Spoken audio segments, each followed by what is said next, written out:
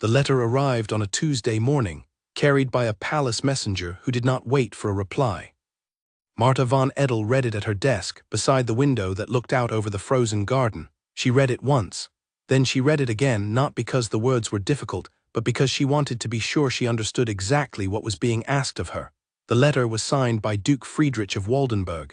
It was written in careful, respectful language. It spoke of an upcoming review, of certain legal matters, of the need for a formal meeting at the palace to settle a dispute over her late husband's estates. It was the kind of letter that sounded polite on the surface, but carried something cold underneath. She set the letter on her desk and looked at the portrait on the wall. Her son, Henrik, was 17 in that painting. He had his father's eyes and his grandmother's jaw. He did not yet know that a man in a palace 30 miles away was working quietly to remove everything that had been left to him. Marta folded the letter along its original crease. She placed it inside her leather folio, beside a set of older documents she had already gathered. Then she sat down and wrote her reply in 3 short sentences. She would attend. She would arrive Thursday morning. She thanked the Duke for his courtesy. She did not sleep well that night, not because she was afraid, but because she was thinking. She had been thinking for 3 months, ever since the first quiet rumor reached her through a friend of a lawyer of a clerk who worked inside the palace records office. The rumor said that the Duke had found a statute, an old one from 1832. It said that certain estates could revert to the ruling house under specific conditions of inheritance. The Duke's people believed those conditions applied to the von Edel lands. Marta believed otherwise. She had spent the 3 months since the rumor finding out exactly why. The Palace of Waldenburg was not the largest in the German Confederation, but it had been built to give that impression. The entrance hall had ceilings so high that sound traveled strangely inside it. Voices became smaller. Footsteps seemed to belong to someone else. Marta had visited twice before, once as a young woman before her marriage, and once with her husband for a winter gathering many years ago. She had always found it slightly unpleasant, not for any reason she could name, but in the way that some rooms make a person feel they are taking up too much space simply by being there. She arrived Thursday at 9 in the morning and was shown to the great hall, where the meeting was to be held. There were 41 people in the room when she entered. Lords, counts, barons, legal counsel, a bishop who had been invited for reasons she could not immediately determine. They sat in a horseshoe arrangement around a long table of dark wood. At the head of the table sat Duke Friedrich, 60 years old, broad-shouldered, with the expression of a man who had already settled the question in his mind and was now waiting for the formality of saying so aloud. Marta's chair was set slightly to the side, slightly behind the others, close enough to be present, far enough to be separate. She noticed this immediately. She sat down without comment. The Duke welcomed everyone. He thanked them for making the journey. He spoke warmly about the importance of these proceedings, about his commitment to proper legal order, about his deep respect for the noble families of the duchy. He was good at this. He had the voice of a man who had spent his whole life being agreed with. Then he began to explain the matter. The eastern estates of the late Count von Edel, he said, were subject to a provision in a 1832 inheritance statute, which his legal team had reviewed carefully.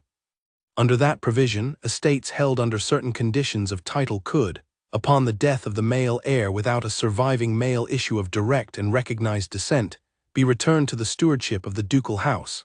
He used the words "returned to the stewardship," not "taken." He was careful about that. He offered Marta a pension. He described it as generous. He said he hoped this could be resolved with the dignity and cooperation that had always characterized her family's relationship with the House of Waldenburg. He waited. The room waited. Marta opened her leather folio. She had carried it under her arm since she left home, and no one in the room had remarked on it, because it looked like the kind of thing a woman attending a legal meeting might reasonably carry, and no one had given it much thought. She placed one document on the table in front of the Duke's legal counsel. She did not stand up. She did not raise her voice. She said, in the same tone one might use to ask for more tea, whether the Chancellor would be kind enough to read aloud the date of the 1832 statute, and then the date on the second document she had also placed beside it. The Chancellor looked at the Duke. The Duke gave a small nod. The Chancellor read the first date, then he read the second. The letters, patent from the Duke's own father, signed and sealed and recorded in the duchy's own archives, predated the 1832 statute by 6 weeks. Those letters patent granted to Marta's father-in-law had established the terms of the Von Edel estate inheritance in language that was, as the Chancellor read it aloud with increasing discomfort, entirely explicit. The 1832 statute could not override a prior grant of this kind without specific language of revocation. The prior grant contained no such revocation. The 1832 statute contained no reference to the Von Edel letters patent at all. The room was quiet. Not the polite quiet of people listening. The uncomfortable quiet of people who have just heard something that changes the meaning of everything they thought they were attending. The Duke looked at his legal counsel. His legal counsel looked at his papers. Neither of them said anything for a moment that felt much longer than it was. Then the Duke adjourned the meeting. He did not call it what it was. He said the matter required further legal review, that it would be irresponsible to proceed without proper examination of the newly presented material, that he was certain everyone understood the importance of care and precision in these matters. He thanked everyone for their patience. He said they would reconvene in due course. Marta closed her folio. She returned to her rooms at the inn near the palace. That evening, a palace steward arrived at her door. He was a young man doing a job he clearly did not enjoy at that particular moment. He informed the Countess, with his eyes directed slightly to the left of her face, that the Duke had requested she vacate the premises the following morning. Pending legal review, her presence at the palace was not required. She would, of course, be informed of the date of any future proceedings by letter. She thanked him, she closed the door. She sat down on the edge of the bed and looked at the ceiling for a while. She was not shaking. She was not crying. She was doing something she had done very well for a very long time, which was thinking clearly in moments when other people were hoping she could not. The following morning was gray and cold in the particular way of February in that part of the world, where the cold does not bite so much as it simply presses, steady and without apology. Her carriage drew up to the palace gate at 8 in the morning. The gate was iron. It was the kind of gate that exists to be looked at, not to keep anyone out in any practical sense, because the people who came to this palace were always expected. But the gatekeeper, acting on instruction, stepped forward and said that he was sorry, but the Countess was not on the admittance list this morning. Her driver looked back at her, waiting. She stepped down from the carriage. She stood in the road in front of the palace gate in her black mourning dress, which she had worn every day for the 2 years since her husband died. She had not sent any messages. She had not told anyone she was going to do this. She did not hold up a sign or call out to the windows. She simply stood there. Her driver did not leave. He moved the horses a little to the side of the road and waited, because she had said nothing about leaving.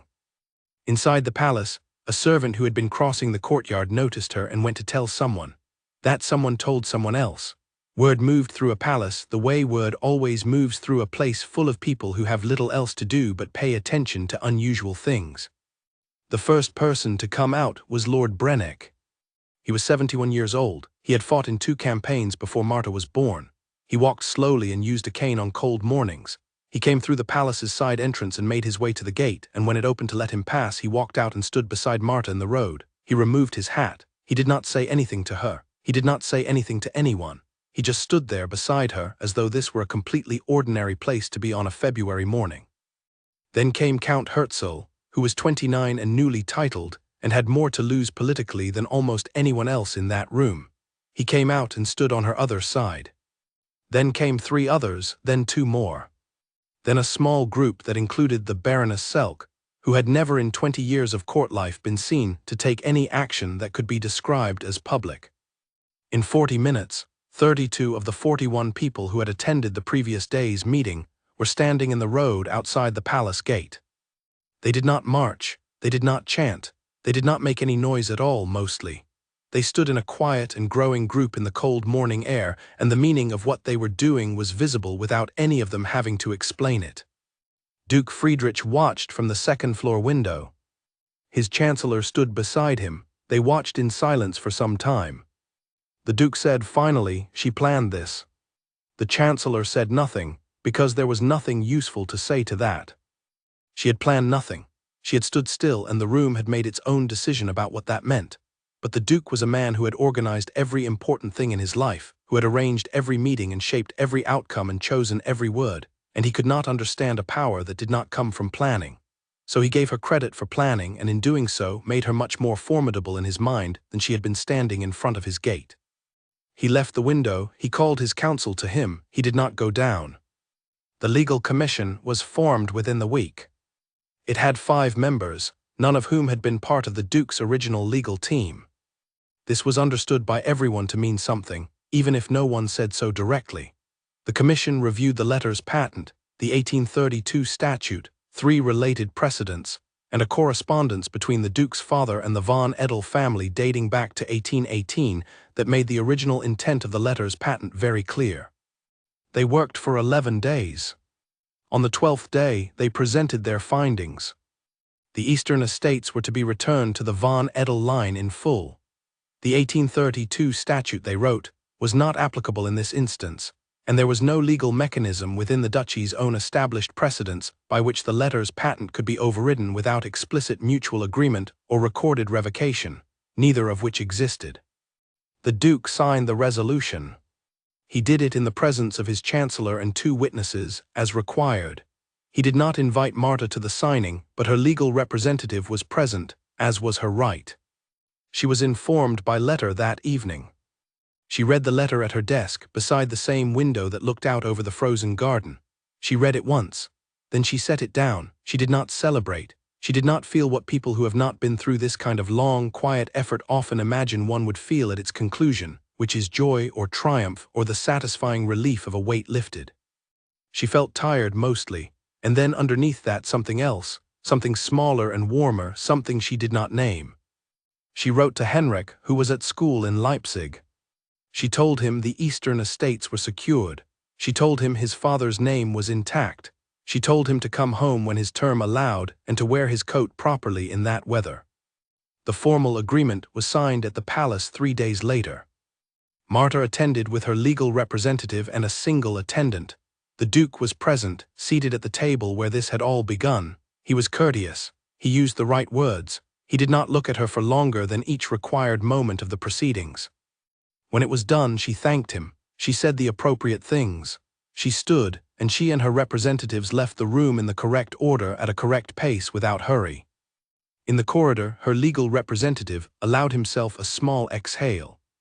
Her attendant, who had been with the family for 12 years and had known the late Count personally, touched her arm briefly and then looked straight ahead again, which was how they both handled things.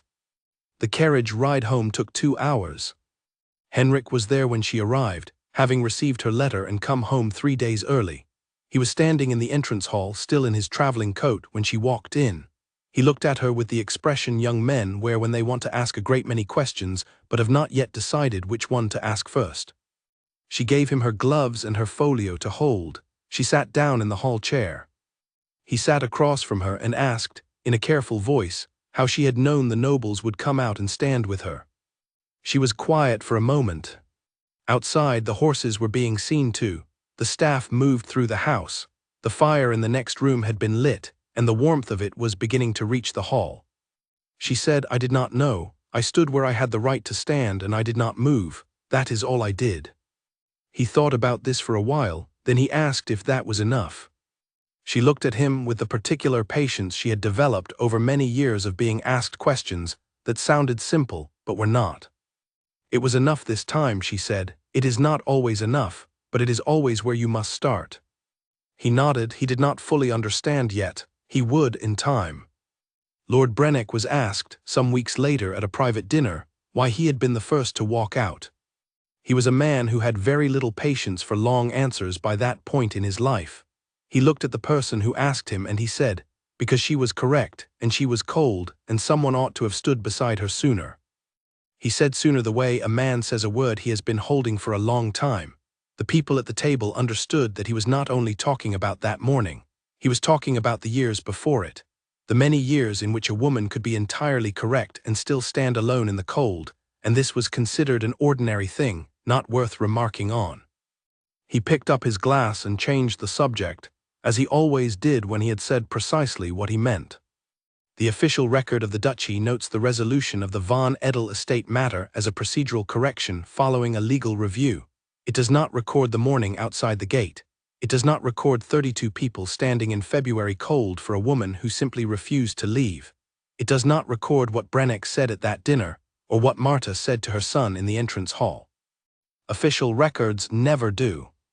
But the people who were there carried it with them.